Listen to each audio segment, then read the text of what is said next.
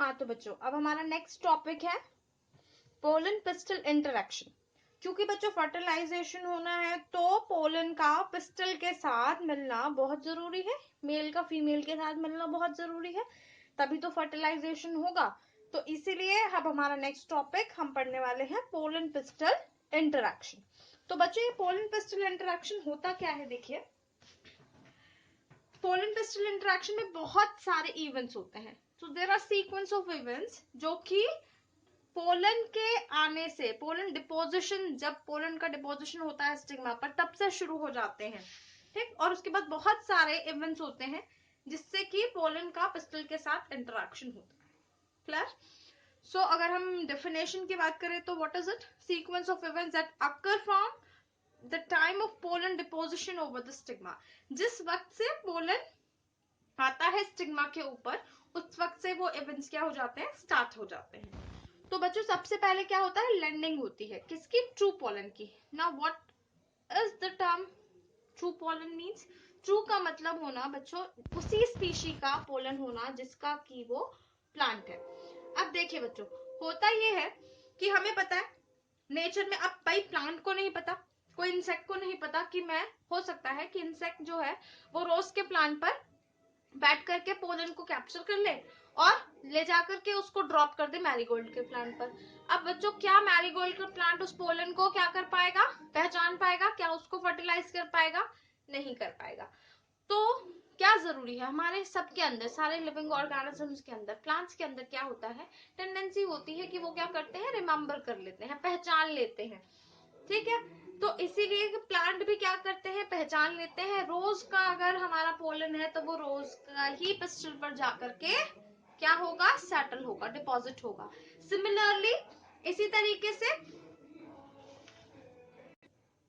हाँ तो बच्चों क्या था कि ट्रू पोलन क्या होगा, हमारा पिस्टल के ऊपर जाकर के बैठ जाएगा ऑन द कंपैटिबल पिस्टल। जो भी पिस्टल कंपैटिबल है, जो भी पिस्टल, जिस भी फ्लावर का पिस्टल है, उसी फ्लावर का पोलन उस पर जाकर के बैठेगा, वही क्या करेगा, पोलन ट्यूब बनाएगा, अदरवाइज पोलन ट्यूब का फॉर्मेशन नहीं होगा। तो समझ में आया आपको ट्रू पोलन और compatible pistil. Now the second step is germination of pollen. वो पोलन क्या करेगा, जर्मिनेट करेगा और फॉर्म करेगा, फॉर्मेशन करेगा पोलन ट्यूब का। Where pollen grain releases its content, जहां पर भी पोलन ग्रेन अपना कंटेंट रिलीज करेगा वहीं पर क्या होगा, पोलन जर्मिनेट करना शुरू करेगा और वो पोलन क्या बनाना शुरू करेगा, हमारा पोलन ट्यूब बनाना शुरू करेगा। तो बच्चों ये आपको मैंने स्टाइल का डायग्राम दिखाया है, इसके ऊपर ये जो मैंने आपको सर्कुलर से स्ट्रक्चर्स दिखाए हैं, ये पोलन ग्रेन है। ये पोलन ग्रेन्स बच्चों क्या कर रहे हैं, इस पोलन ग्रेन ने क्या किया, जर्मिनेट किया और पोलन ट्यूब का फॉर्मेशन किया। ये जो आपको मैं मार्क करके दिखा रही हूँ, this is your pollen tube. अब ये पोलन ट्यूब क्या करेगी, देखिए नेक्स्ट स्टेप क्या होगा, pollen tube growth through the style, style के अंदर पोलन ट्यूब क्या करेगी, ग्रो करेगी of the pistol towards the ovary, किसकी तरफ जाएगी, ओवरी की तरफ। तो अब ये ओवरी तक पहुंच गई, यहां तक की बात समझ में आई। The entry of male gamete into the ovule then to the synergid. अब ये जो मेल गैमेट की एंट्री होगी ये ओव्यूल के अंदर होगी, उसके बाद कहाँ हो जाएगी, साइनर्जिड्स में हो जाएगी। अब बच्चों ये एंट्री कहीं से भी हो सकती है, ये एंट्री आपकी माइक्रोपाइल के थ्रू हो सकती है, फ्यूनिकल के थ्रू हो वो चलाजा के थ्रू भी हो सकती है। तो ये आपको समझ में आ रहा है। अगर मैं इस तरीके से देखूं तो क्या इस तरीके से नजर आ रहा है, तो क्या ये हमारा माइक्रोपाइल है, ओपनिंग वाला स्ट्रक्चर माइक्रोपाइल है, क्या ये ऊपर वाला पार्ट चलाजल है, क्या ये जो अटैचमेंट है ये फ्यूनिकल है, यही मैंने आपको तीनों पार्ट्स लेबल करके दिखाया हुआ है। तो होगा क्या, हमारा सबसे पहले पोलन जो होगा, ट्रू पोलन होगा, वो पिस्टल के ऊपर आ जाएगा, लैंड करेगा, ठीक है। डिपॉजिट होने के बाद वो जर्मिनेट करना स्टार्ट करेगा और पोलन ट्यूब का फॉर्मेशन करेगा। पोलन ट्यूब का फॉर्मेशन करने के बाद वो पोलन ट्यूब ग्रो करेगी, स्टाइल तक पहुंचेगी और फाइनली ओवरी पे पहुंच जाएगी। ओवरी के बाद मेल गैमेट क्या करेगा, ओव्यूल के अंदर एंटर होगा, उसके बाद साइनर्जिड तक पहुंच जाएगा। अब हम याद करते हैं, क्या हमने ये पढ़ा था, क्या हमने ये किया था, डबल, हमें याद होगा कि हमने megaspore mother cell, megaspore mother cell जो है वो क्या कर रही थी, हमारा मेगास्पोर मदर सेल जो डिप्लॉयड थी 2n था नंबर, वो माइटोसिस करके 4 सेल बना रही थी, फिर 4 में से 3 सेल जो थे वो डीजेनरेट हो रहे थे, और एक सेल क्या कर रहा था, माइटोसिस करके अपने नंबर्स को इंक्रीज कर रहा था। वो क्या बना रहे थे, फिर ऊपर 2, फिर नीचे ऊपर 2, फिर 4 बन रहे थे, फिर ऊपर नीचे 2 बन रहे थे, 4 से 8 हो रहे थे। इस तरीके से हमने 7 सेल 8 न्यूक्लिएट स्ट्रक्चर पढ़ा था। ठीक है, तो अब हमारा नेक्स्ट टॉपिक मैं आपके साथ जो डिस्कस करने वाली हूँ वो है हमारा डबल फर्टिलाइजेशन। अब इसको डबल फर्टिलाइजेशन क्यों कहते हैं बच्चों, क्योंकि इसमें फर्टिलाइजेशन होता है 2 बार। फर्टिलाइजेशन क्योंकि 2 बार होता है, इसीलिए इस प्रोसेस को हम डबल फर्टिलाइजेशन कहते हैं। अब आपको पता है fertilisation is what, fertilisation is fusion of male and female gametes, is it, यही है। तो बच्चों अब हमने फर्टिलाइजेशन देखना है, तो डबल फर्टिलाइजेशन पहली बार देखा था, किन्होंने देखा था, एसजी नवाजिश ने देखा था। किसमें देखा था, पॉलीगनम प्लांट में उन्होंने सबसे पहली बार डबल फर्टिलाइजेशन को देखा था। तो मैंने आपसे ये डिस्कस कर लिया कि मेगास्पोर्म मदर सेल माइटोसिस करके ये बना लेती है, 3 सेल डीजनरेट हो जाती है, एक माइटोसिस करती है, और हमारे पास इस तरीके का स्ट्रक्चर नजर आता है। तो बच्चों क्या ये आपको एम्ब्रियो सेक नजर आ रहा है, ये जो एम्ब्रियो सेक है, एक मिनट रुकिए, सॉरी। अब ये जो बच्चों हमारा एम्ब्रियो सेक बना है, हमें पता था कि इसके पास क्या है, एक एग सेल है, एग सेल के पास क्या है, 2 साइनर्जिस हैं, ये साइनर्जिस क्या है, फिंगर लाइक स्ट्रक्चर्स है। ये फिंगर लाइक स्ट्रक्चर्स को हम फिम्ब्रिया कहते हैं। ये क्या करती हैं, कनेक्शन बनाने का काम करती हैं, ठीक है, पोलन ट्यूब के साथ। अच्छा बच्चों, एक पोलन ट्यूब बन गई है, हमें पता है जर्मिनेशन के बाद एक पोलन ट्यूब फॉर्मेशन हो गया है, तो ये मैंने आपको पोलन ट्यूब दिखाया है। ठीक है, ऊपर की तरफ हमारे 3 एंटीपोडल सेल्स बने हुए हैं और बीच में हमारे 2 पोलर न्यूक्लियाई हैं। यहां तक का स्ट्रक्चर क्लियर होगा सभी को। अब बच्चों ये जो पोलन ट्यूब बनी है, एंजियोस्पर्म्स में क्या होता है बच्चों, 2 मेल गैमेटोफाइट्स बनते हैं। ये जो पोलन ट्यूब ग्रेन्स के अंदर मैंने आपको ये जो अभी मैं जो डार्कन कर रही हूँ चीज, ये 2 स्ट्रक्चर्स क्या है बच्चों, ये मेल गैमेट्स हैं। ये पहला मेल गैमेट, ये सेकंड मेल गैमेट, तो 2 मेल गैमेट है। ये जो पहला मेल गैमेट है, जो फर्स्ट मेल गैमेट होगा, वो एग के साथ फ्यूज कर जाएगा।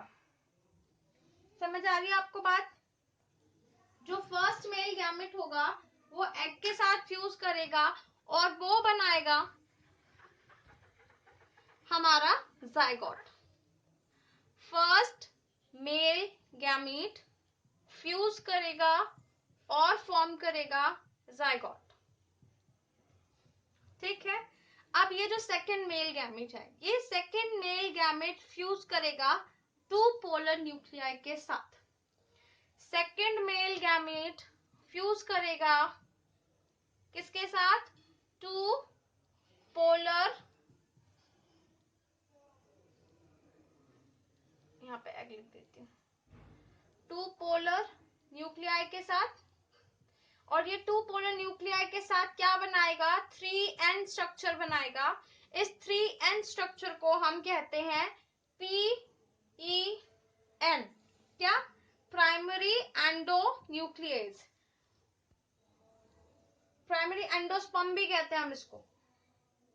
ये 3n जो है, ये जो एंडोस्पर्म बना है बच्चों, ये क्यों जरूरी है, मैं आपको भी सिग्निफिकेंस में बनाऊंगी, यहाँ बताऊंगी। ये सब यहाँ तक का क्लियर हुआ। डबल फर्टिलाइजेशन हमने इसको क्यों बोला, क्योंकि इसका 2 बार फर्टिलाइजेशन हुआ। एक बार पहले मेल गैमेट का फर्टिलाइजेशन हुआ एग के साथ, उन्होंने बनाया जाइगोट, तो यहाँ पर क्या हुआ, first fertilisation complete, is it, am I clear to you all, I hope I am. चलिए, तो सेकेंड फर्टिलाइजेशन कब हुआ, जब सेकेंड मेल गैमेटोफाइट ने किसके साथ, 2n के साथ, 2 पोलर न्यूक्लियाई के साथ हमारा क्या किया, फ्यूज किया, और क्या बनाया, 3n स्ट्रक्चर बनाया। उस 3n स्ट्रक्चर को हम प्राइमरी एंडोन्यूक्लियस या फिर प्राइमरी एंडोस्पर्म भी कहते हैं। तो 2 बार फर्टिलाइजेशन हुआ, that is why we call this process double fertilisation. It is often seen in angiosperms. In gymnosperm, there is only 1 male gametophyte, so there is no double fertilization. Clear? चलिए अब मैंने आपको यहाँ पर लिख करके भी बताया है, in angiosperm there are 2 male gametes, in gymnosperm there is 1 male gamete. In angiosperms, first male gamete fuses with the egg to form zygote, and the second male gamete fuses with the two polar nuclei to form primary endonuclease. Now, it is very important to know the significance of double fertilization. बच्चों अब ये double fertilisation करना क्यों है, क्यों जरूरी है हमारे लिए डबल फर्टिलाइजेशन? क्योंकि बच्चों डबल फर्टिलाइजेशन की वजह से हमें क्या मिलता है, एंडोस्पर्म मिलता है. और ये एंडोस्पर्म क्या है, बहुत ज्यादा जरूरी है एम्ब्रियो के लिए. ये जो जायगोट के बाद एम्ब्रियो फॉर्मेशन होती है, इज इट? जायगोट के बाद एम्ब्रियो फॉर्मेशन होती है माइटोसिस के थ्रू. तो ये जो एम्ब्रियो बना है, इस एम्ब्रियो के नरिशमेंट के लिए क्या जरूरी है, डबल फर्टिलाइजेशन. ये एम्ब्रियो के, क्योंकि डबल फर्टिलाइजेशन क्या करता है, क्या बनाता है, एंडोस्पर्म. अब ये एंडोस्पर्म क्या करता है, नरिशमेंट प्रोवाइड करता है एम्ब्रियो को, इसीलिए क्या जरूरी है, डबल फर्टिलाइजेशन जरूरी है. दूसरी बात, ये क्या करता है, वायबिलिटी बढ़ाता है सीड्स ऑफ एंजियोस्पर्म की, बहुत ज्यादा वायबल कर देता है हमारी एंजियोस्पर्म्स की सीड्स को. तीसरी बात, बहुत इंपॉर्टेंट बात क्या है, ये दोनों के दोनों मेल गैमीट्स को यूटिलाइज करता है, ये दोनों के दोनों मेल गैमीट्स को यूटिलाइज कर पाता है. ये 3 सिग्निफिकेंस है हमारी किसकी, डबल फर्टिलाइजेशन की. आई होप ये टॉपिक आपको बहुत अच्छे से समझ आ गया होगा, बहुत आसान तरीके से समझाने की कोशिश की गई है. If my video lectures are clear to you, if you are able to understand each and every topic I'm explaining to you, please do like, subscribe and share my channel. Thank you. We will meet soon with another video lecture.